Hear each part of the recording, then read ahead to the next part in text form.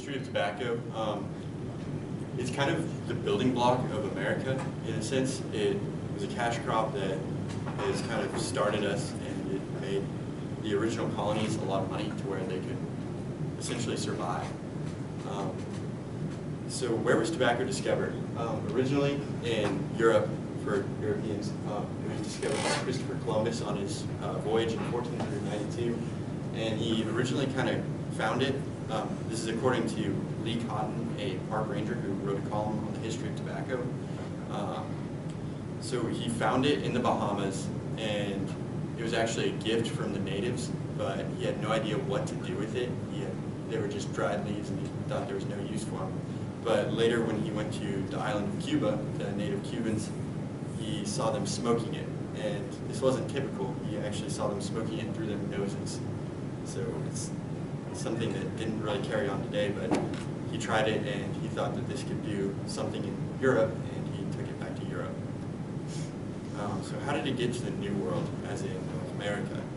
So growing tobacco was strictly prohibited in England, so Columbus's work didn't really pay off. King James actually hated it, and he wrote a book. So King James, so he was the king in 1604, and he had this to say about tobacco from his book titled The Counterblast to Tobacco. So he said, smoking it is a custom loathsome or repulsive to the eye, hateful to the nose, harmful to the brain, and dangerous to the lungs. So in 1604, he was kind of already onto something. He already thought that it was bad for you and it was up to no good.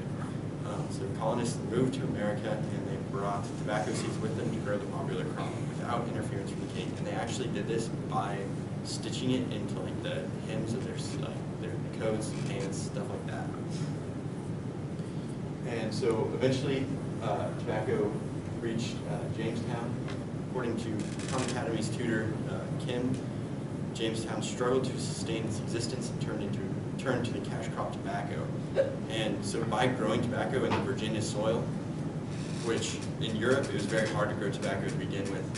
It was a very hostile climate for tobacco. Tobacco needs a very moist environment and kind of marshy soil, and that's exactly what Virginia had to offer.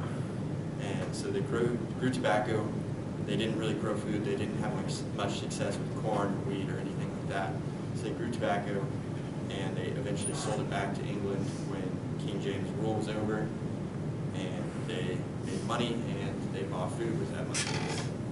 And if you look up the exact definition of a cash crop in the Merriam-Webster dictionary, it would be defined as a readily sellable crop as cotton or tobacco, produced or gathered primarily for market. So in its exact definition, tobacco is mentioned as a cash crop. So now I'm going to talk about kind of where it is around the world and how it is today. So China actually, to me, is really interesting because it has a monopoly over all their tobacco products, and there's no competition for it.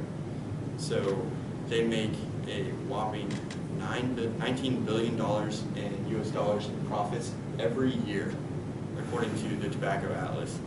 And China, as a country, accounts for 30% of the world's tobacco consumption. So not only do they make a lot, but they also have most of the uses, which means that the Chinese government doesn't necessarily talk about how harmful tobacco can be, and they try to mention that as least as possible because it accounts for like 5% of their GDP, which is their gross domestic product. And then they tax tobacco less since they already make the majority of the money on the product itself. It's normally 75% of its retail price anywhere else, but in China it's only 26% of its retail price, which is just a huge difference. So now I'm going to talk about kind of how it became a cash crop and where is it now? So according to the CDC, tobacco is used by some 15% of Americans, and that equates to about 36.5 million people in the U.S.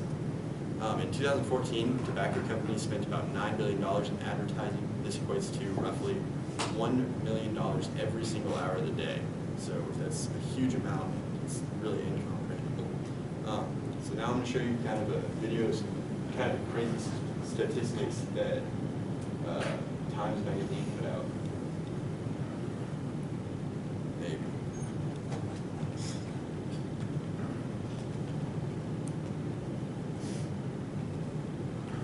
This night work's kind of rough, isn't it? That's right. But a Camel's always a pleasure.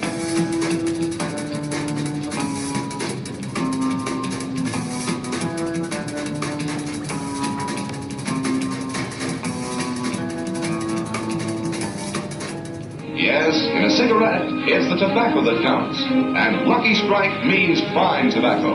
Like a lot of his teammates and so many big league players, Jim gets more pleasure from Camels than from any other cigarette.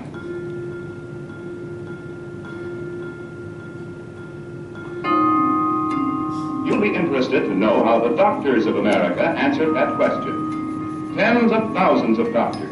Doctors in all parts of the country, in every state of the Union. According to this survey, more doctors smoke Camels than any other cigarette.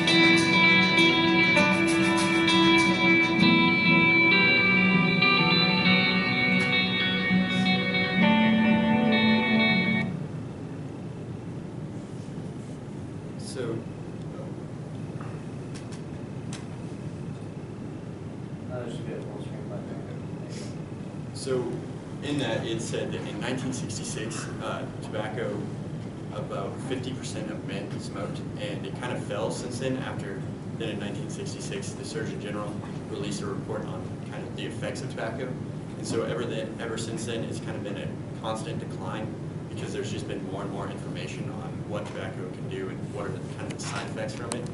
But now people turn to a different kind of thing in the e-cigarette, which is kind of going to be the future, and what I think will kind of, in 50 years, we'll look back on it as kind of what we're doing with tobacco. And so, in conclusion, I hope you learn more about kind of the history of tobacco and kind of where it came from and how it is today. So, thank you.